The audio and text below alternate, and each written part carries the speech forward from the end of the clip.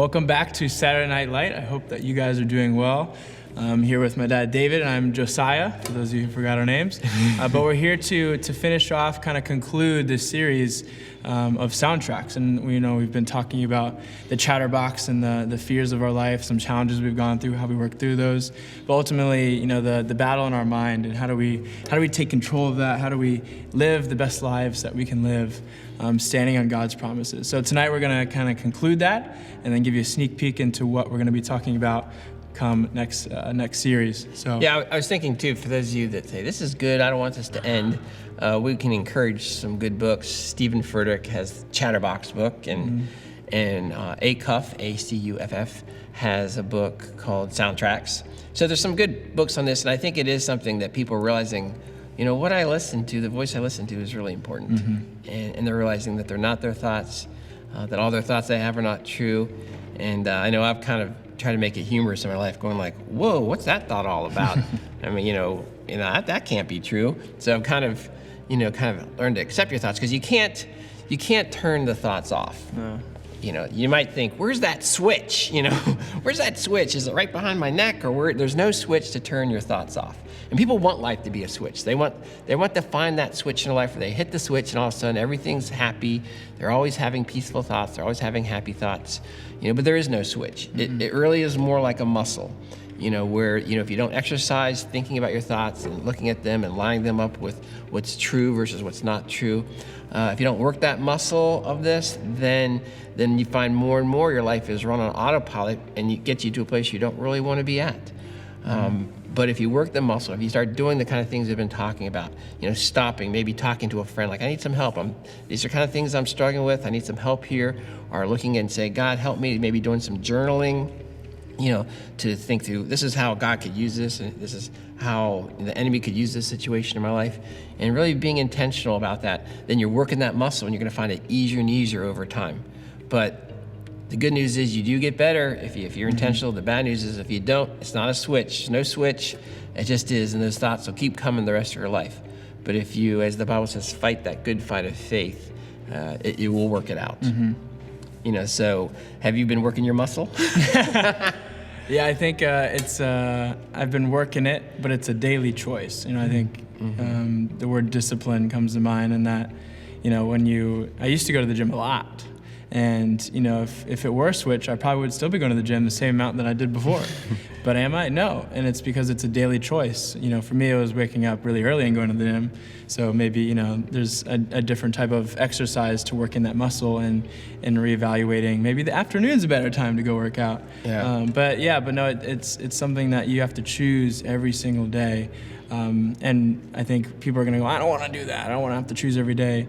But there's a reason why. And the reason is because there's things that are combating that also every single day. Right. And it's, going to our gym example, our muscle example, if you go to the gym and you work out, let's say you work out, it's the first time you've been to the gym, but you work out for like 3 hours, and you come home and you look in the mirror. I got the reality news for you. You're not going to look any different. You probably just look kind of worn, And if you work out every day for a week and you go look in the mirror, you're not going to see much difference. But if you continually, consistently, to use a metaphor, go to the gym, a couple months down the road, you're just like, ooh, I see a little bit of definition there. Yeah. I see a little bit more treatment. And then over the 6 months, over 9 months, you start to see the change. And that's how, again, it's not a switch. It's something we want to continue to work at. So just to kind of sum up, I think I'll probably give 3 words, to how we deal with these thoughts. Probably identify, acknowledge, and then replace. If you're a note taker, you write down those 3 words. Identify, acknowledge, and replace would be how we deal with these thoughts. Those are the 3 exercises that you work your muscle of your mind to be able to move ahead. So let's just briefly talk about that. First, identify. You have to be able to say, wait a second, that thought that I'm thinking, I need to put that thought on the table. I need to write that down, because I don't think that's a good thought. That's not helping me. That's not helping me, as we talked about last time, live the abundant life, because I think it's tearing me down, and it's causing me to be in a place I don't think is a good place. So, identifying what that thought is and taking it out, saying, is that true? Is that thought true? Is it helpful? And it talks in the Bible about whatsoever things are pure, holy, just, good. I'm going to run that through the filter of what is true, helpful, kind, good. Is this helpful to me? And if it's not, then I need to replace that thought. So first, identify the thought. You know, do you think do you think it's hard for people to do or easy to identify the thought? I think it can go both ways, because I think people very easily know their thoughts, but it's about acknowledging them as wrong or right is the difficult thing to do. Because I think we know our thoughts pretty well. Like I think there are some subconscious things we do that they're habits we've built up over time that we don't realize. But for the most part, we know our thoughts. We know what we're thinking about. We sit in our thoughts all the time.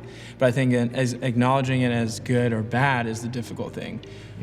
In the Bible, I think the word the Bible uses is renewing the mind. Yeah. Because it says, don't be conformed to this world, but be transformed by the renewing of your mind, that you might know what is the good, the perfect. And I love this version that says the pleasing, the satisfying will of God. So this is really this whole soundtrack thing is really talking about the biblical idea of renewing the mind, of first, again, identifying, is that thought lined up with what God says about me? Do I really believe that to be true? And then acknowledging that and realizing, like it says in Proverbs, that, to guard your heart, to guard your mind, because out of that heart, out of your mind comes the issues of life, and, that if we aren't aware of that, we don't acknowledge what that is. And then the last part, after we identify it, we acknowledge, okay, is this what God wants? Is this God's truth? Yeah. Or is this just what the world's trying to conform me into its way of thinking that I can't or I can? And the last part is just replace that thought. If it's something that's not true, to replace it with something that is true. That's saying I can on my own, but I can with God's help.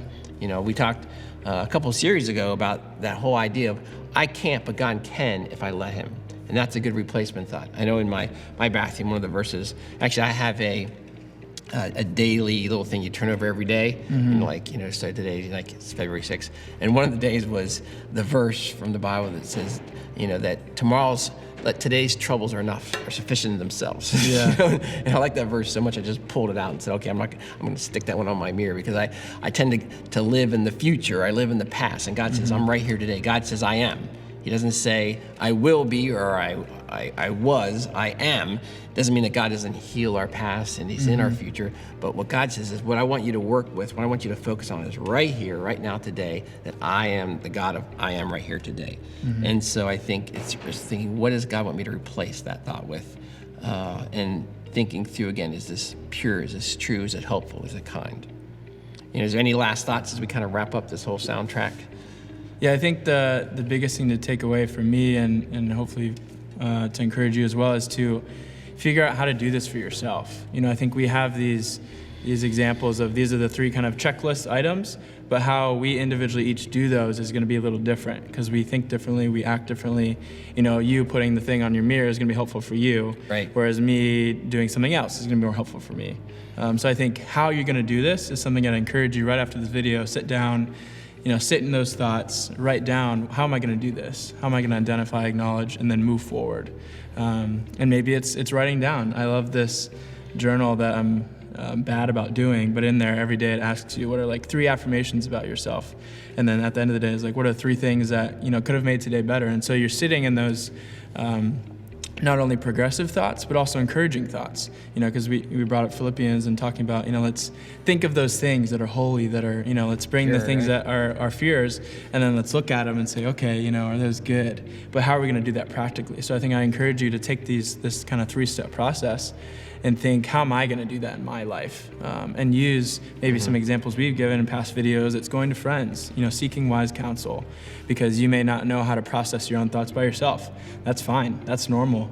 Get help. Don't sit in those thoughts. Maybe you need an extra hand to guide you. But I think the biggest thing for me is to realize whose other hand is there, and it's God's hand to walk with you as well. Yes, He's going to put those people in your life, but ultimately we need to stand on His promises, because that's what's going to get us past these thoughts. Because also, some people might not have the best advice. Some of you may think, I don't know if I want to go to my friends. They don't have great advice.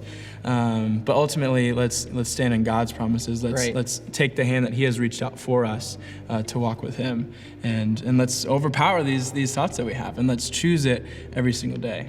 That's good. And I think one little last practical tip is sometimes it's helpful to get something. Like, for instance, I was going through this time of not feeling good, so I went to the beach and I found this shell, And I wrote on the shelf with a Sharpie, choose joy. And I just put that shell on my desk. Yeah. So sometimes just to remind you of that thought you've Yeah. replaced with whatever that thought might be. And then every day you can look at that, kind of hold the shell, go, oh yeah, that's what God spoke to me. Because sometimes we feel like we've been buried deep in the darkness, but God's actually not buried us, he's planted us.